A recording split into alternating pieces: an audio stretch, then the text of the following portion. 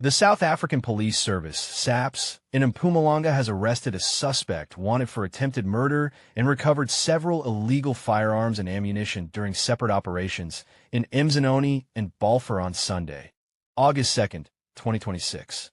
The operations formed part of ongoing efforts to trace wanted suspects and remove illegal firearms from communities.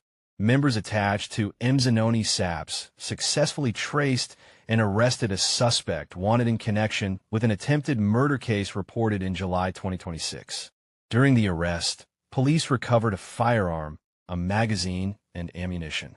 Preliminary investigations indicate that the recovered firearm may have been used in the commission of the attempted murder offense. In a separate operation, members of Balfour SAPS arrested a suspect for possession of unlicensed firearms and ammunition. Police recovered an R5 rifle with its serial number filed off, a 9mm Norinco pistol with its serial number also removed, an empty 9mm magazine, 2 R5 magazines loaded with 10 rounds of ammunition, an additional 72 rounds of live R5 ammunition found in a separate plastic bag. The arrests form part of SAP's Mpumalanga's integrated operational deployments aimed at combating crime across the province. Police confirmed that the attempted murder suspect remains linked to the July 2026 case, while the Balfour suspect was arrested for possession of unlicensed firearms and ammunition following the recovery of the weapons and ammunition. The South African Police Service, SAPS, in Mpumalanga has arrested 4 suspects during proactive crime prevention operations conducted in Grootvlei and Verena. The operations carried out on July 31, 2026, resulted in the seizure of illegal firearms, ammunition, suspected explosives, and substances believed to be drugs in separate incidents.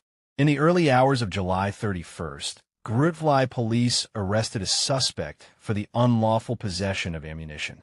Later that day, members attached to the ATM bombing task team and visible policing searched the suspect's vehicle and recovered 2 handguns, 1 rifle, and 6 packets of suspected explosives hidden inside the spare wheel compartment. In a separate operation in the Fakama newsstands area, Verena SAPS arrested a suspect after acting on information that a man was allegedly in possession of an unlicensed firearm. Police recovered a silver homemade firearm with a brown handle. At about 10:40, officers patrolling the Verena taxi rank pursued a man who fled on seeing the police vehicle and found 24 small plastic packets containing a white powder suspected to be drugs after obtaining permission to search him. The coordinated operations led to the arrest of 4 suspects on charges linked to the possession of illegal firearms, ammunition, suspected explosives, and suspected drugs. SAPS said the arrests and seizures form part of ongoing proactive crime prevention efforts carried out by police in Mpumalanga. Police arrested 2 men, aged 40 and 41, during Operation Shanila 2 after intercepting a silver Opel Corsa in Phillipstown on Saturday. Officers seized more than 7 kilograms of daga, valued at approximately 72,000 rands, and confiscated the vehicle allegedly used in the drug trafficking operation. The suspects are expected to appear in court on charges of dealing in drugs.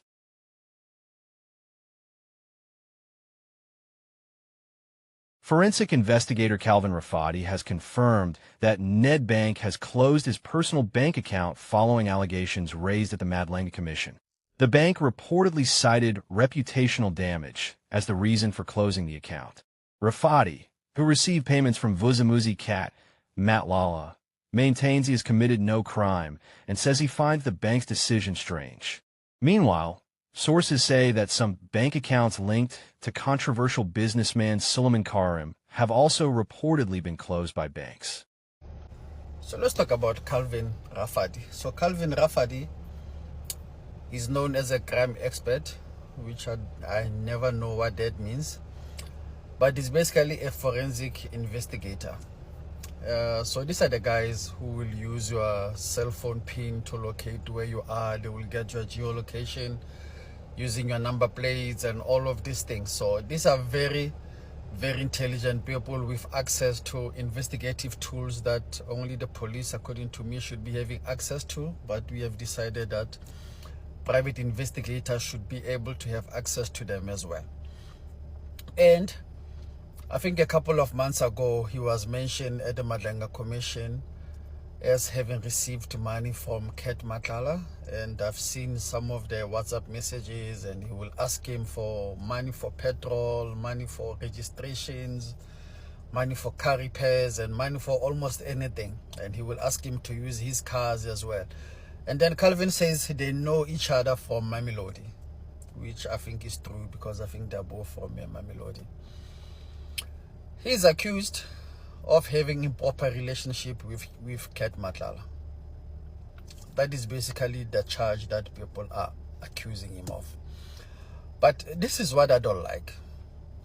In a cashless society, in a country where there's only practically 6 banks who have a monopoly over the banking sector, unlike in countries like the US, where every county, every small municipality will have its own local bank.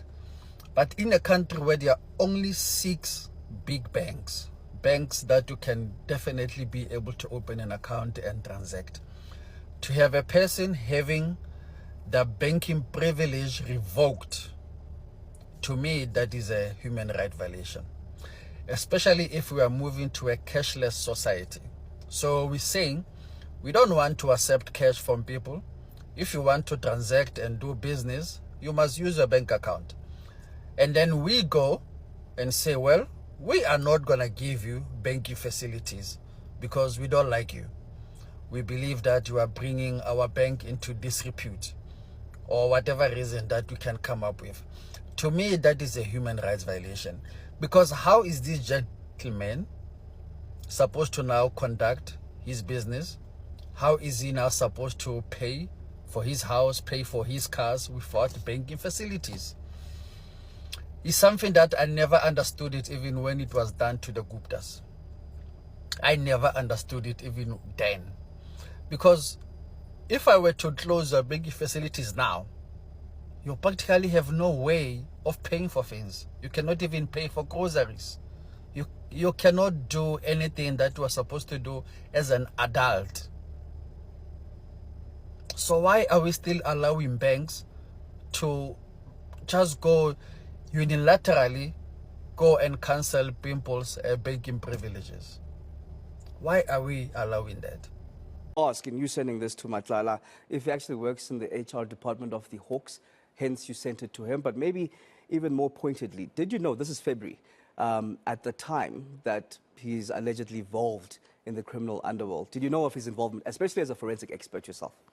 No, I knew of that there were police who came to raid. But I also want to highlight, I wrote an article, I think 2 days, if not a day ago, to say, Mr. General Mkhwanazi, I mean, a person of your stature, as much as I respect him, he has also ought to have known what is my role when I infiltrate certain individuals. Because of, I'm a complainant in many of the inquiries when it comes to prevention of organized crime. So my role, I'm not just an ordinary businessman. There are certain infiltration that, you know, we collect certain data and information on behalf of the detective. So Mr. General Mkhwanazi has mentioned that he deals with the political tax team, but at the same time, they were also helping the Gauteng with the kidnapping issues.